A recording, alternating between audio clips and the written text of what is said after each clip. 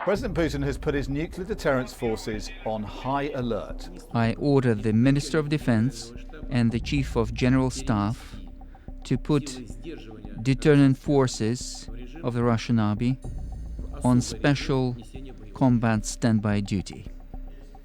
That means the Kremlin's nuclear weapons operators will be primed and ready to attack at short notice if President Putin decides it's necessary.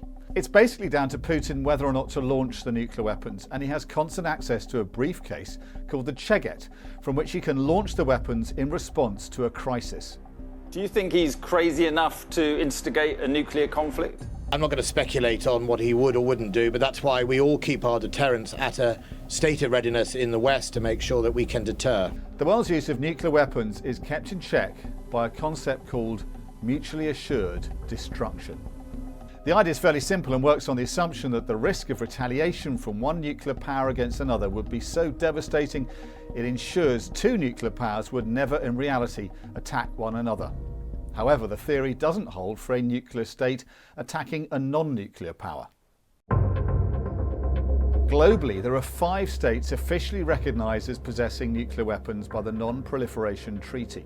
That's an international treaty designed to prevent the spread of nuclear weapons.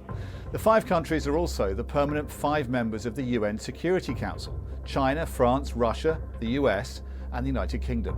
In January 2022, they all pledged to prevent atomic weapons from spreading and to ensure a nuclear war is never fought.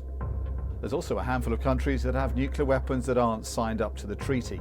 These are believed to include India, Israel, Pakistan and North Korea. But more than 90% of the world's nuclear warheads belong to Russia and the United States.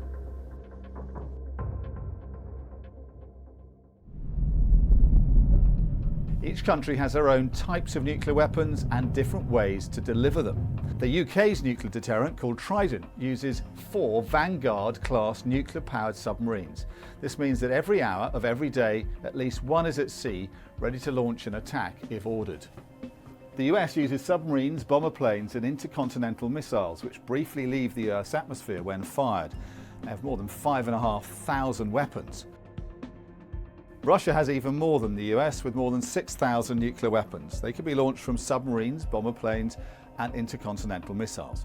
But the country also distinguishes between different types of nuclear warfare in a way that others don't. Vladimir Putin's latest nuclear threat is a departure from established Russian nuclear deterrence doctrine. In 2020, Putin approved basic principles with 4 cases when Moscow could use nuclear weapons. They were when ballistic missiles were fired at Russia or Allied territory, when an enemy used nuclear weapons, an attack on a Russian nuclear weapons site, or an attack threatening the existence of the Russian state. None of those criteria has been met so far in the current conflict. But the doctrine also allows for smaller tactical nuclear warheads to be threatened in a conventional conflict, including against a non-nuclear armed country such as Ukraine, in the hope that the other side capitulates in fear. It's referred to as escalate to de-escalate. In this context, they might use a small nuclear weapon in Ukraine, but given NATO has not intervened so far with a military response, this seems very unlikely. Ukraine has no nuclear weapons after decommissioning them in 1994 in return for security guarantees now being ripped up by Russia. In return for decommissioning their nuclear weapons, which they inherited when the USSR disintegrated, they were told Russia and the West would guarantee their security. This was called the Budapest Memorandum. Nuclear weapons have only been used twice over Hiroshima and Nagasaki during the Second World War.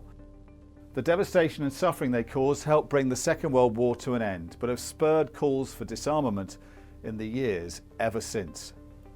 Putin's warned interference in his military campaign in Ukraine could lead to consequences that you have never encountered in your history, as he put it, widely regarded as a thinly veiled threat to use nuclear weapons.